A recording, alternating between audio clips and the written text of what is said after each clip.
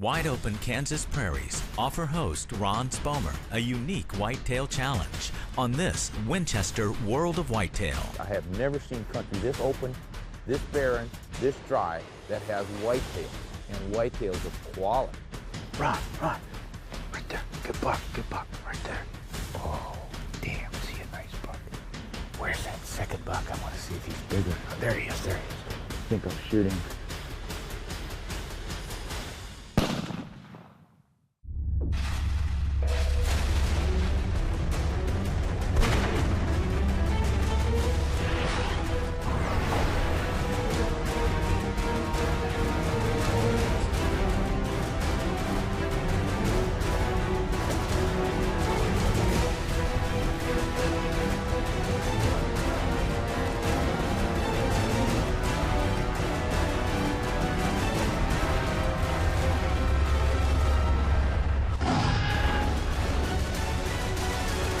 Winchester's World of Whitetail. Spend a few days in southwest Kansas and you're guaranteed to find at least 4 things. Wide open spaces, grasslands, a lot of grain fields, and plenty of big wind. But if you snoop and glass and poke into corners, you might find the big surprise, whitetails. Yeah, our favorite big game animal has adapted to an incredibly un-whitetail-like country. Just following little bitty ribbons of our riparian habitat, these dried up old riverbeds. But the crop fields are here, the white fields are here, and there's some incredible hunting on Winchester's World of Whitetail. Spomer has journeyed to far southwestern Kansas to hunt on 14,000 prime acres of whitetail habitat, where Outfitters Sandwell's Outdoors, famed for its upland bird hunting, has rapidly expanded into hunting deer. Right over in here, there's one, it's in that grass. There's a low spot. I guess go back to your left, go back to your left. That one walking off, he's not bad. You can see his rag from here. Doesn't look like he has very many points, you know? Okay, now we got someone. Now those all fell into a draw down there. Can't see him now. But that's what happens. You go down there and try to stalk one of these big bucks, and you run into those does. They blow out of there, and they take all the bucks with them. This land that we all hunt on has been in my family for, 2-3 generations. Whitetail is primarily the specialty. We can go do some coyote calling. We can do pheasant quail on top of that. We're very successful with the hunts out here. It's just that the hunts are extremely difficult and very, very challenging. This is pretty wide open, flat country out here. It may be 500 yards to that booner buck, and that's all you get. And that may be your lifetime shot. Well, I can see what you mean when you say it's hard to get past the does. Gosh, there's groups of 9, 10 of them. There are does crossing all over. There's 5 of them crossing the road down there now. There's got to be a doe that's still in the heat with a buck on it. Classic plains hunting. Get up high, glass, make a move when you figure things out. We're just figuring things out. We've got a few bucks on this side, a few more on this side, does crossing in the middle. Haven't seen anything worth going after yet, but that's the plan. Stay far back, find a buck, then when you've got a stalking route, stalk him. Many of us have never seen Kansas, but we've all got an idea what it is, that it's dry, it's flat, but it's just an incredible wildlife state. And if you study your history, you will know this because it was a paradise for buffalo hunters. 40 million bison were once roaming the grasslands, and Kansas was sort of right in the center. There were more than bison. There were mule deer, there were elk, there were pronghorns, of course wolves and coyotes, and well, the whole panoply of prairie wildlife. But the settlers had pretty much pounded this place and wiped everything out. And the neat thing today is 200 years later, most of it is back. So now instead of a bison state, Kansas is a whitetail state, and it's a famous one. There's some over this way. Give him a quick look. He's moving to the left in there. He's kind of hard to see in all those dead logs and stuff, but it looked like he had clean 5 on the left. And I think he matched up clean on the right, but he's not very wide. No, he's not particularly big either. Big body on him, but the rack's not much. It's not even as wide as his ear. You just have to keep glassing, and that's what we did. Use the binoculars, find a deer, use the spotting scope, see what kind of a buck you've got, move on to the next one. So we spent that morning both identifying deer, sizing up their antlers, and seeing where they went. There's 2 bucks over here that are doing a little mixed. Yeah, one looking pretty decent, but he's got half this rack broken off. I've seen, I think, 2 bucks so far that don't have something broken. I mean, we don't have saplings out here. Something's harder than the antlers, that's for sure. Yeah. All these big bucks had their antlers broken off. It was really frustrating. I have never seen so many mature whitetail bucks, and they all have their antlers broken off. I mean, some of these guys look like does walking around. No racks on them. Now, that's an unusual thing to complain about on any deer hunt, but it tells you that they've got one heck of an excellent buck-to-doe ratio. I'm guessing they're at about 1 to 2, and of course that always results in broken antlers because of the fighting. When you've got only 2 does for every buck, there's going to be some conflict over who gets her. There might be a buck entertaining some does down there. He just doesn't have the width I want. He's got enough tines, got good mass, but I don't think I'm ready to shoot him yet. Let's save him. He's way too early in the hunt. He's really a nice, heavy buck, but he's a little narrow. But that's the best one we've seen so far. So that afternoon, the wind was howling, practically shaking the lodge to its foundations, and I thought, this is not going to work. We cut through these tamaracks, he's going to be heading for that wheat field. We get through there, we might be able to shoot him. Let's try to get him. Winchester's World of Whitetail is brought to you by Winchester Ammunition, the American legend. Ram Trucks, Guts, Glory, Ram. Dallas Safari Club, promoting conservation, education, and ethical hunting worldwide. Bushnell, the new laws of performance. And by Mossberg, field-proven performance. You know, the only thing better than getting to hunt whitetails all fall? Getting to hunt them in a brand new Ram Outdoorsman truck. Here's something really cool. 115 volt outlet. You don't have to drag around all those extra cords for the 12 volt system in your car. You use your 110, plug that baby in, and you're charging up your cell phone, your iPod, even your computer. Takes up to 150 watts. That's going to come in handy on the road. This is one great truck. I just picked it up in Colorado, drove it 900 miles. We're going to get it all tricked out to hit the road for World of Whitetail. Dang, what a buck. The main beam on him is huge. He's got mass, he's got length. It looks like he had 5x6 or 5x5. I'm going to shoot him if he comes close enough. It seems like every year somebody tells me the new world record whitetail has been shot in Kansas. Well, it hasn't. The Kansas record, the biggest whitetail ever recorded from Kansas, wasn't shot at all. It was found dead. In the last year of the 20th century, it scored 199 2/8 inches. Man, that must have been one heck of a buck. It had 6 points on the right side and 7 on the left, more than a 21-inch inside spread. The main beams were just over 27 inches long. The bases were 6 inches. That's massive. This was one heck of a whitetail buck. I would love to tag a buck like that, and maybe it'll happen this week on Winchester's World of Whitetail. Outside of Liberal, Kansas, in the southwestern corner of the state, Winchester World of Whitetail host Ron Spomer faces a blast of Arctic air as he continues his hunt with Sandwell's Outdoors for a trophy whitetail buck. This wind is miserable, and it's about 0 degrees out here right now. So that afternoon, the wind was howling, practically shaking the lodge to its foundations, and I thought, this is not going to work. You still have eyes? Mine are frozen. Yeah. Mine are like marbles. Yeah, she's right there on the fence line. Oh, yeah. Snow on her back, and she's looking back that way sometimes like there must be more, but I can only see the one. It could be that lone doe we saw in there yesterday, remember? Yeah, she may have snuck in there.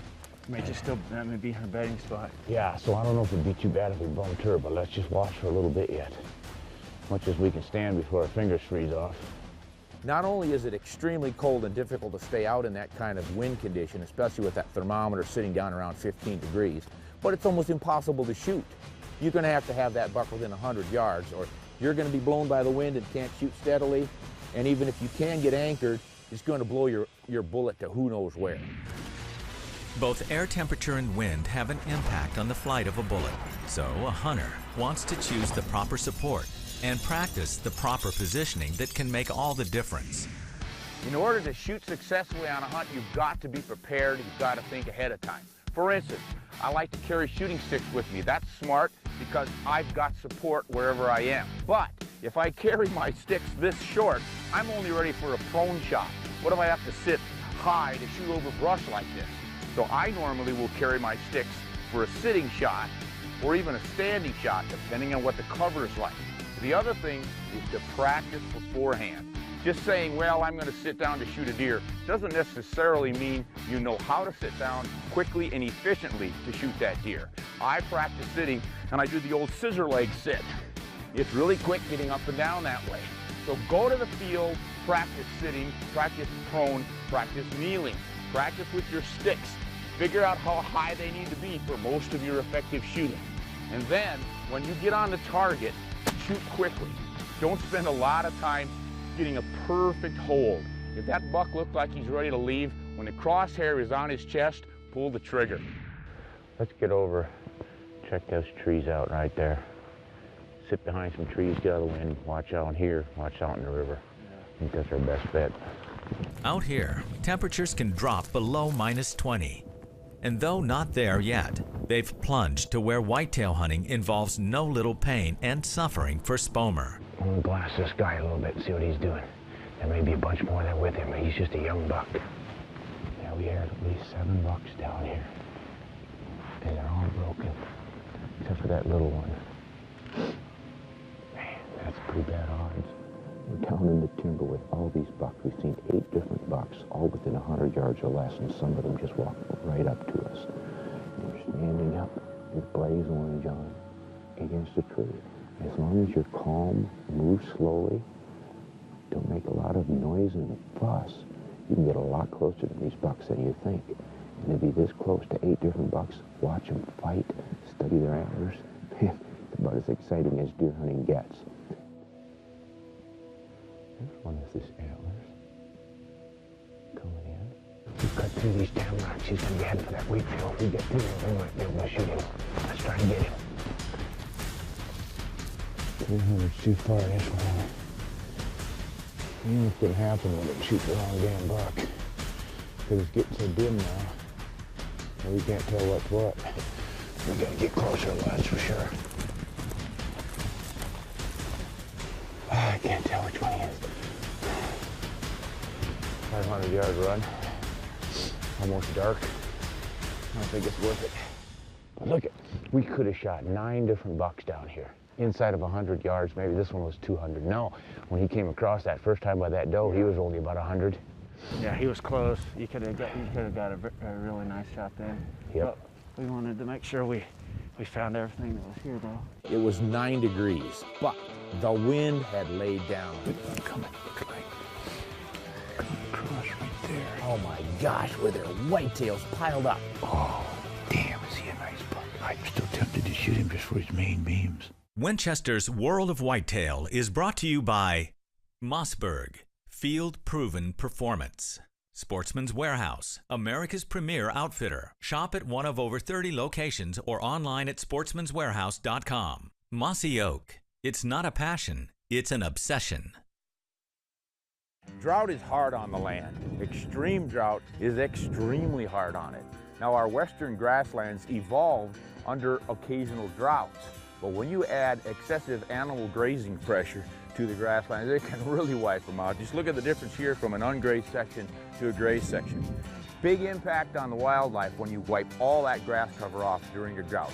It's hard to live as a wild critter under drought conditions, but when you've got domestic animals slicking off the grass, there's really nothing left. Nothing to eat, no place to hide. And I hunt a lot of places where nobody thinks there are whitetails. This is the driest of the bunch. I have never seen country this open, this barren, this dry that has whitetails, and whitetails of quality. Southwest Kansas has shown World of Whitetails Ron Spomer good bucks, but the right one is still out there in frigid temperatures. All right, you ready to go get him? Let's go get him. Let's go find him. It was 9 degrees. That's cold enough, but the wind had laid down. It was almost calm, just a little bit of a breeze out of the northwest. Like everything's quiet. Everything's still good.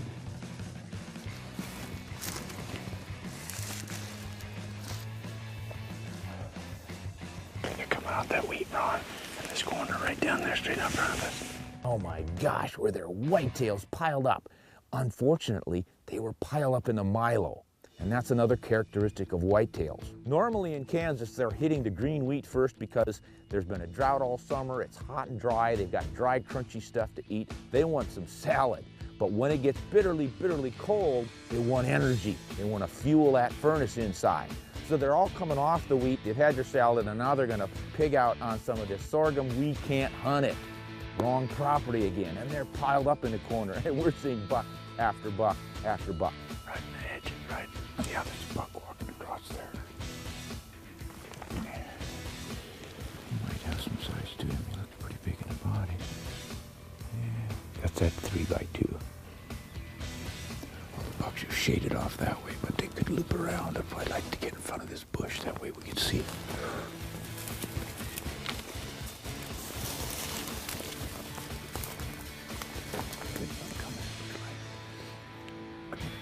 Right there. Yeah. Oh, damn, is he a nice buck. He's all busted up, but what a rack. I'm still tempted to shoot him just for his main beams.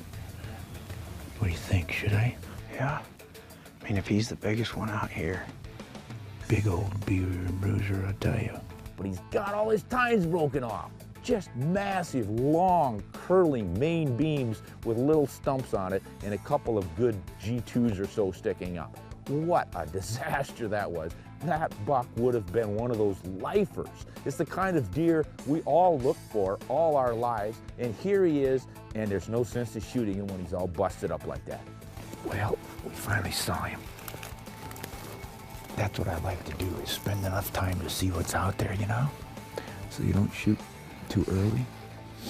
But everybody's busted. Everybody.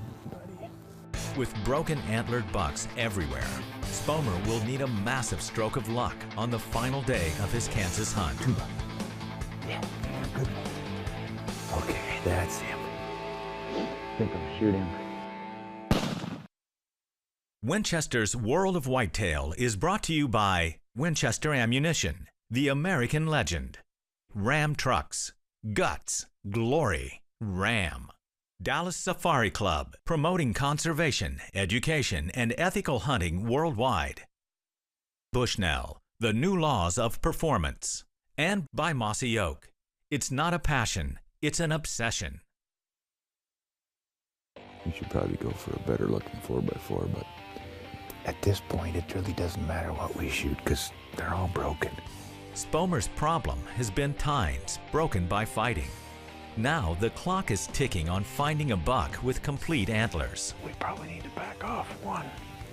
I think we probably do too. We're head low.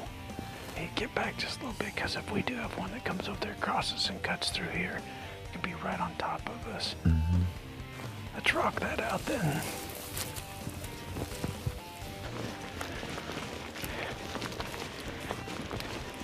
So Matt went on one side of this grassy berm on the edge of the trees, and I went down into the trees just off the berm and stood against the cottonwood. Now the waiting game. They're just over the fence, 200 yards away. And then they're another 200 yards past it. And it's just a matter of letting them decide they want to filter through here. Run, run. Right there. Good buck, right there. 2 bucks. Yeah, they're good ones. That's a decent. Oh, man, that. I gotta move over there, get behind that tree, get all those brush.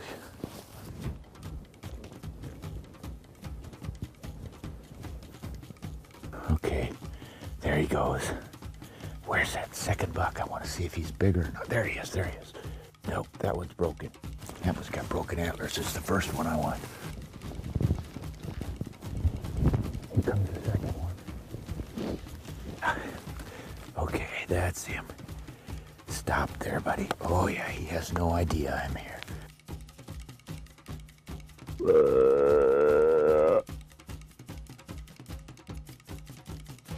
I think I'll shoot him. Ready? Oh yeah. Ah, boy, he just went down in the heap.